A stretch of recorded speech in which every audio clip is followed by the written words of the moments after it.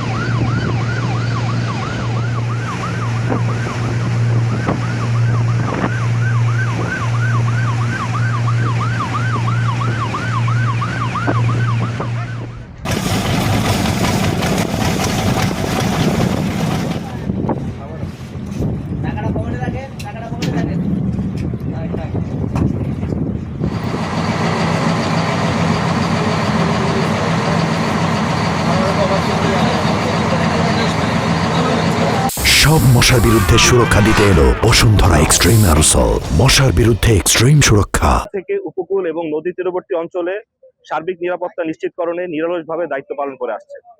অবৈধ কর্মকাণ্ড প্রতিরোধ এবং নৌপথের নৌযাত্রার নিরাপত্তায় নিয়মিত টহল এবং সাঁড়াশি অভিযান পরিচালনা করে আসছে এ বাহিনী।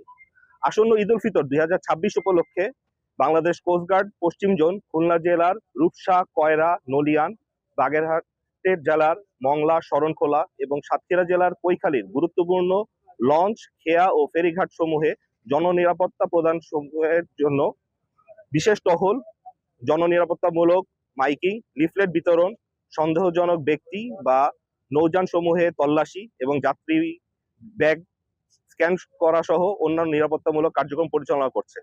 এর মাধ্যমে যাত্রীদের নৌযাত্রা নিরাপদ থাকবে বলে আশা করা যায়। দুষ্কৃতিকারীরা যেন কোনো ধরনের নাশকতামূলক কর্মকাণ্ড পরিচালনা করতে না পারে, এর জন্য সদা তৎপর রয়েছে কোস্টগার্ডের প্রতিটি সদস্যবৃন্দ। কোস্টগার্ডের এ কার্যক্রম দিনরাত 24 ঘন্টা অব্যাহত রয়েছে এবং ঈদ পরবর্তী যাত্রী সাধারণের নৌযাত্রা নিরাপদ করতে এ কার্যক্রম অব্যাহত থাকবে ইনশাল্লাহ।